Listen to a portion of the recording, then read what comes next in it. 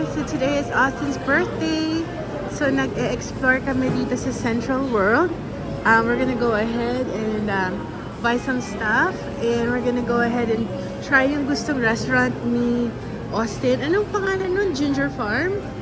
Ginger Farm. Michelin rated daw siya, guys. So gusto ni Austin siyang i-try. So pumunta kami sa lower level ng Central World. Meron palang ganito kasi we always go to the 6th floor. Like kami sa 6th floor, ano tawag dito? Maganda yung mga restaurants doon, Michelin rated. Oh my gosh, durian.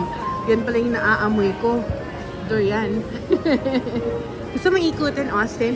So anyways guys, itutour ko kayo sa pinaka-bottom floor ng Central World. So just in case pumunta kayo ng Thailand, ng Bangkok actually. So you guys can what do you call this? Check this place out. So anyways, like I said, dun sa isa kong vlog, parang yung vlog ko ngayon, informative vlog pag magta-travel kayo sa Bangkok, no? Kasi palagi kami nandito, siguro pang 15 times ko na siya dito sa Bangkok. So, ang mga lugar na pupuntahan niya talaga guys is yung Terminal 21. Each floor, iba-ibang country. Ito, Central World, Siam Paragon, marami talaga doon na Michelin rated na restaurants. Icon Siam, merong parang river sa baba. And marami ring restaurants doon. Very touristy yung Icon Siam. And then merong isa yung Palladium. And then merong bago, maliit lang siya, bago. It's called Phoenix. Katabi nun yung malaking grocery na Big C, and Austin's there. Ang Big C guys, yan yung malaking grocery nila dito. And then they opened a small one. It's called Small C. So magkakatabi lang yan. Tsaka hindi masyadong mahal. Yung ano dito, yung Grab, if you're paying in dollars. Yung Grab from our hotel, papunta dito sa Central World was only $4. So anyways guys, gusto ko lang ipakita sa inyo yung bottom floor ng Central World. Marami ditong mga stalls na ano siya, mga may Michelin rated siya. So which is ang galing, no? Ayan. Guys, so ang daming durian. Durian. And andun pa rin si Austin. Nag-explore pa rin siya. So ayan, durian everywhere guys.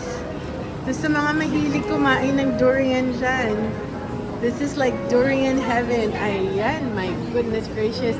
May free taste pa. May durian with sticky rice. Look at their manga, guys. Oh. Ang pretty. Walang itim-itim. So, yan lang. Meron silang waffles. Ayan. So, ikot pa tayo, guys. So, ayan ha. Nasa very bottom floor tayo ng Central World.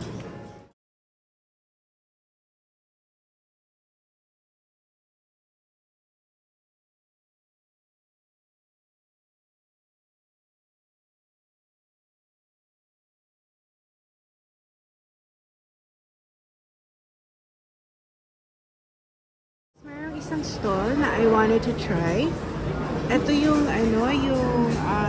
crispy pork nila with gravy and egg. Ano lang siya guys, 89 baht.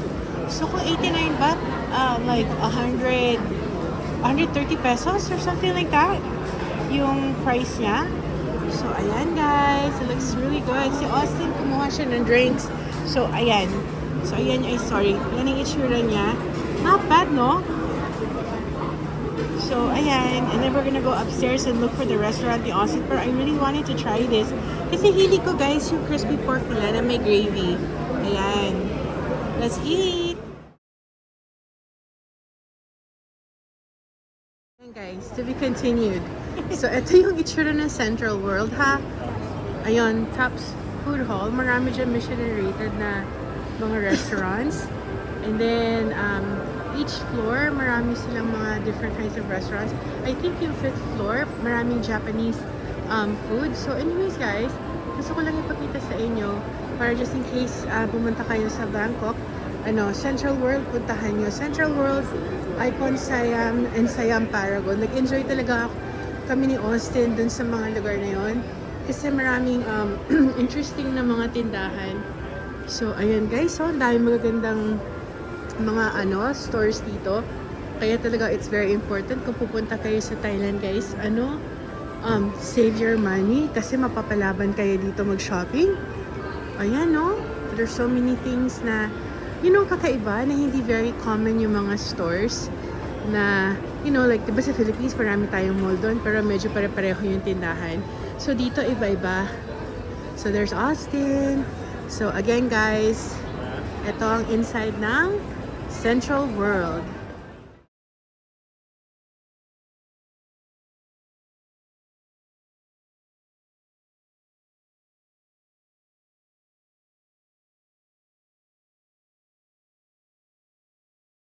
So guys, andito kami sa restaurant na gustong i-try ni Austin, which is yung Ginger Farm.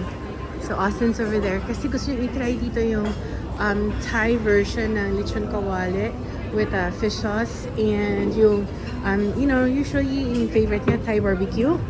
So gusto ni Austin i-try. Ayan, so mamaya pag siya na yung food. At saka ang galing guys, Michelin rated siya.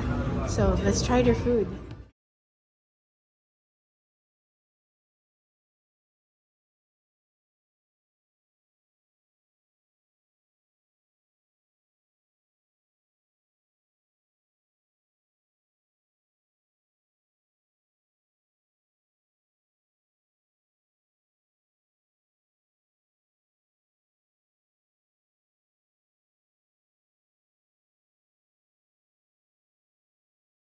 Hi guys! So the food came and grabe ang anghang. I can't eat yung satay using the dipping sauce. Ang anghang talaga, grabe. And do you see that sili? Naghingi ako ng fish sauce. Nilagyan ng isang katutak na sili. My goodness, ang anghang. And that's their famous crispy pork belly. And again, maanghang din. And then yung fried rice. So everything here is maanghang. My goodness. So kung kayo mahilig sa maanghang, this place is your place. Pero kung hindi kayo mahilig sa manghang, grabe, kailangan nyo to tell them walang spice. So anyways guys, we're gonna go ahead and eat. Thank you. Bye. So we're done eating and nandito na kami sa front ng Big C. I'm actually sa front ng Central World. So in front of Central World is Big C. So when you come here, gusto nyo mag-grocery shop ng mga dadalhin sa Philippines or sa country ng residence nyo, dyan kayo pupunta. It's a department store and a big grocery store, I think on the 6th floor. Pero yan. So kung gusto nyo mamili dyan. Tapos sa harapan ng Central World, they also have like a little market for the tourists, mga food and all the other stuff. So ayan, Big C. So anyways guys, ayan, at least na-tour ko na kayo so you guys have an idea pag nagpunta kayo sa Bangkok kung saan pupunta at saka kung saan kayo pwedeng pumunta para mag-grocery and bumili ng mga mga souvenirs. So ayan si Austin, nakatingin-tingin.